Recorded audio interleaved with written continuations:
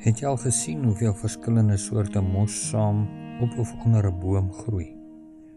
Mosse is mos nou weer blomlose plantjies wat in koel, klam omgewings groei en deur spore wat op die wind gedra word, versprei. Hulle is belangrik vir onder meer die hersirkulering van voedingsstowwe.